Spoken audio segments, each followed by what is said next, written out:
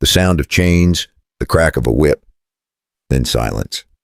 Under the blistering sun of Texas, a young girl stood barefoot on the wooden platform, her wrists bound by rusted iron.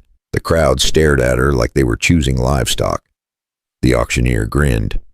Sweat ran down his neck. Even 4 years after the Civil War ended slavery, shadowy auctions like this still thrived in hidden barns, where desperate folks were sold off like old debts to evade the law. Next one, 17, no husband, no family. Been sold 3 times already, won't talk, won't work, $5 to start. In a time when folks valued strong backs for farm labor, a silent girl like her seemed useless, too broken by the war's aftermath to fetch more than a few coins. No one spoke. A man in the front spat in the dirt. Not worth a single dime. The girl's name was Lena Cartwright. Her dress hung in tatters, dust clinging to her skin, her hair stuck to her face, hiding the bruise on her cheek. She stared at the ground, unmoving. She had stopped crying long ago. Crying never changed anything here. Then a voice, calm, deep, steady. "I'll pay 20. Heads turned. At the back of the crowd, a man in a faded brown coat stood with a handful of crumpled bills. His name was Grant McCade, 56 years old. Gray stubble on his jaw, a man who looked like he hadn't smiled in a decade. The auctioneer blinked. $20, you sure? Mr. Grant nodded once. The gavel slammed down. Sold. Lena didn't move. She didn't even look at him. Grant stepped closer, pulling off his hat. When he saw her face clearly, his heart stopped. That scar, a small crescent on her wrist, 8 years ago. He had wrapped that wound himself. He remembered the little girl hiding behind her father's leg, asking if it would leave a mark. He had told her no. He had lied. The auctioneer shoved Lena forward. Grant caught her before she fell. Her skin was burning hot. She looked up at him for the first time, her eyes green but hollow. He whispered her name. Lena. Her expression didn't change. A flicker crossed her eyes like a half-buried memory from before the war stole everything, but she pushed it down. Folks in her shoes learned fast not to trust old faces. She didn't remember him, or maybe she did, and wished she didn't. Outside, the wind carried the sound of the gavel echoing again. Another life sold, another soul gone. Grant counted his last coins, placed them in the man's palm, and walked away with the girl who hadn't spoken in years. Grant didn't. The dirt road stretched out under a merciless sky. Lena walked a few steps behind him, her chains clinking softly. Every sound reminded him of what he owed. He didn't know if she'd ever understand why he did this. Maybe she never would. But as the barn door slammed shut behind them, he felt the past breathing down his neck. 8 years ago, his father's greed had condemned the Cartwright family. And now, the last piece of that family walked beside him, silent, broken, and alive. The sun dipped lower, dust rose around their feet. Grant knew the ghosts of that day would follow him until he told her the truth. But how do you ask forgiveness from someone who doesn't even know who you are? The road stretched for miles, dust rising under the horses' hooves. Right after they left the barn, Grant stopped the horses, pulled a key from his pocket, and unlocked her chains. No one should wear these in a free country, he muttered, thinking of the Union soldiers' promises after the war. The sun beat down hard, baking the dirt until it cracked. Grant rode slow. The girl behind him on a smaller mare, silent, head bowed, no sound but the steady clink of the chains still locked around her wrist. He could feel her fear like heat. Every time he looked back, she stared at the ground, never at him. They stopped near a big oak tree, its shade the only cool spot for miles. Grant climbed down, tied the horses, and pulled a small canteen from his saddlebag. He walked over, careful not to get too close. "Here," he said softly. She hesitated, watching him like he might strike her. Finally, she reached for it, her fingers trembling. She gripped the canteen tight, her eyes narrowing like she'd seen too many false kindnesses since the war ended, sizing him up before letting her guard drop. She took one sip, wiped her mouth, and then looked straight at him for the first time. Her voice was quiet, but sharp enough to cut through bone. "Guess you got what you paid for," she said. do what you want. Grant froze. For a long moment, he didn't breathe. The words stung worse than a bullet. He knelt down slowly, making sure she could see his hands were empty. I didn't buy you to own you, he said. I just didn't want to see them sell you again.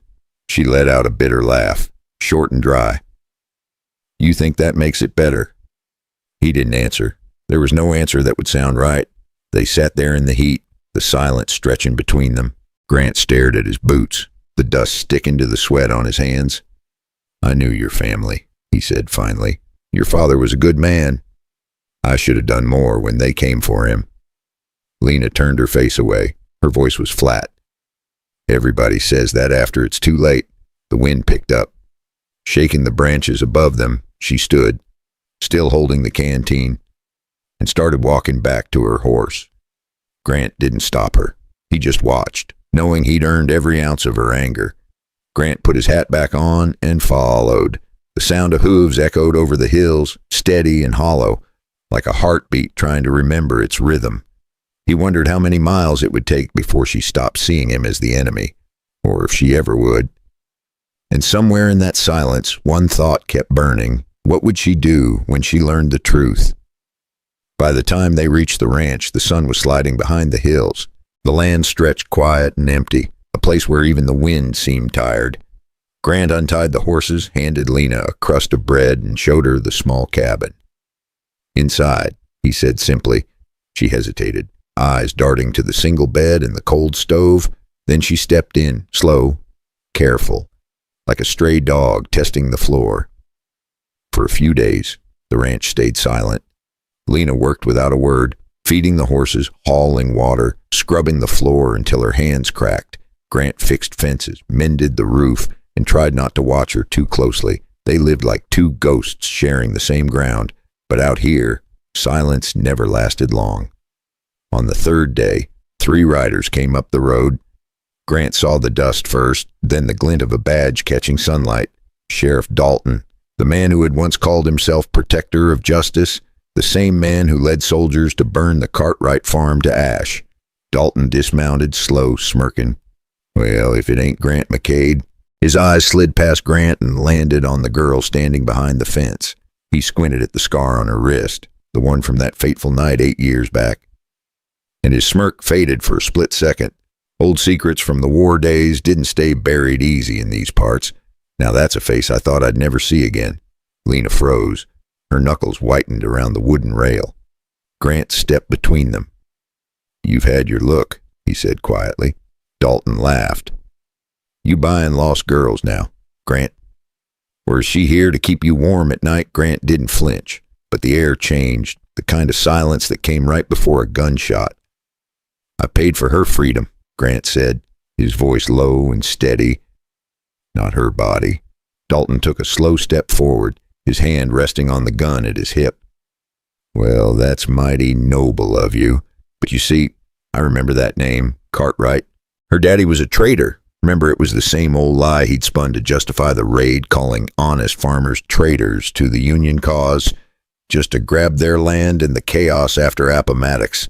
Lena's breath hitched. She gripped the rail harder, her mind flashing back to the flames that night, wanting to spit the truth at him, but knowing silence had kept her alive this long in a world still healing from the war. Grant's jaw tightened. She's under my protection, he said. Dalton chuckled, then reached into his pocket and pulled out a single bullet. He placed it on the fence post between them. A reminder. Grant, he said softly, some ghosts don't stay buried. When they finally rode off, the dust they left behind felt heavier than before. Lena picked up the bullet and turned it in her hand. Who was that? She asked quietly. Grant didn't answer. Not yet. He just looked out toward the fading sun. The memory of fire and screams still burned into his mind, because he knew this wasn't over, and when Dalton came back, blood would follow. If you've stayed with me this far, pour yourself a cup of tea, sit back, and breathe with the story. Tell me, what time is it where you are, and where are you listening from? And if you want to know what happens when the truth finally comes out, hit that subscribe button so you don't miss the next chapter.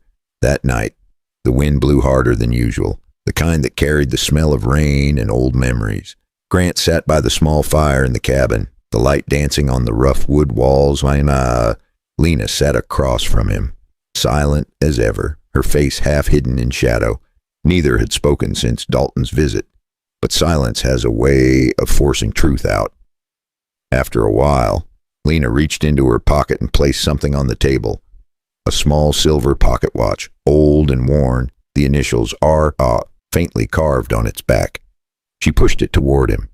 "Recognize it?" she asked quietly. Grant's hand froze in midair. He did recognize it. Robert Cartwright. Her father? "I found it in a bag left behind after the raid," she said. "I kept it 8 years, hiding it. Every time they sold me to a new house, I made sure no one ever touched it. It was the last thing Pa gave me before the soldiers came." Whispering, "Keep this safe, Lena," a reminder of the family the war tore apart like so many across the South. She looked up at him, her eyes sharp but wet. "You knew him, didn't you?" Grant swallowed hard. His voice came out rough. "I did." Lena leaned forward. "Then tell me the truth. What really happened that night?" Grant stared at the flames for a long time. They flickered, twisted, like ghosts dancing. He finally spoke, each word slow and heavy. "My father sold out your family for their land after the war. I overheard him telling the soldiers. I rode to warn your pa, but it was too late. Everything was burning. I was a coward. I lived, and they didn't." Lena said nothing. She reached for the watch and closed her hand around it, her knuckles white. Her fingers shook, like she wanted to hurl it into the fire and forget, but the memories held on tight, echoes of a pre-war life when families like hers dreamed of a better America. "You think telling me this makes it better?" she asked. "No," he said softly. "It doesn't, but you deserve to know who you're standing next to." For a long time, they just sat there, the fire hissing between them, outside. Thunder rolled over the hills, like the earth remembering what they tried to forget. Lena finally spoke again, voice almost a whisper. "If your father did all that, why are you the one carrying the guilt?" Grant looked up, his eyes tired but steady. "'Cause I was there. 'Cause I did nothing. And because I'm still breathing when they're not." The fire cracked once more. Lena looked at him, and for the first time since they met, her anger seemed to falter. Not gone, just cracked, like something inside her was trying to understand. But before she could speak again, a sound broke through the storm outside, the sound of hooves, fast, close. Grant reached for his gun because sometimes the past doesn't knock twice. The sound of hooves faded into the distance, leaving only the crackle of the dying fire. Grant stood by the door, gun still in hand, eyes locked on the rain pouring outside. Lena sat near the hearth, the silver watch still clutched tight. Neither spoke, but the silence was different now, not cold, not angry, and just heavy with everything that had been said. When morning came, the storm was gone, the sky was washed clean, soft light spilling over the ranch. Grant went out to fix the broken fence, his hands steady, his back aching from years of work and regret. He didn't hear Lena at first, not until she spoke behind him. "You're doing it wrong." Her tone was dry, almost teasing. He turned. She was holding the hammer, her hair messy, her dress still damp from the rain. Without another word, she came over and started helping him. They worked side by side for hours, no talking, just the sound of wood and wind. And somehow, in that quiet rhythm, something began to change. Not love, not yet, but something that felt close to peace. After that confession night, Grant started carving simple wooden boards, figuring Lena deserved a spot to honor her kin like the memorials popping up across the states for war's lost souls. Later that evening, Grant built 2 small wooden crosses near the fence line. He carved the names by hand, one for Robert Cartwright and one simply marked family. When Lena saw it, her eyes filled with tears she had held for 8 long years.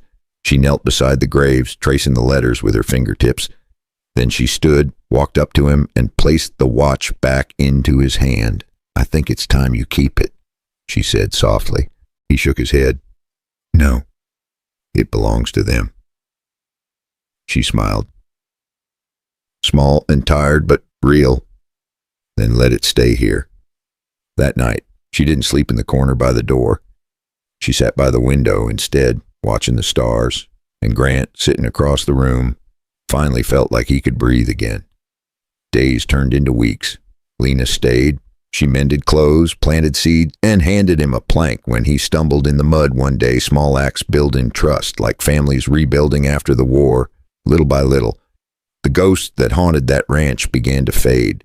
Maybe forgiveness doesn't come in a single moment. Maybe it grows, the way grass pushes through burned soil, quiet and slow. And maybe that's what healing really is. If you've ever carried a guilt too heavy to name, what would it take for you to forgive yourself? And if someone hurt you, could you ever let them try to make it right? Take a deep breath, pour yourself a cup of tea, and think about that. If this story touched something in you, tap the like button, leave a comment, and subscribe so you don't miss what happens next. Because sometimes, even in the wildest places, people still find their way home.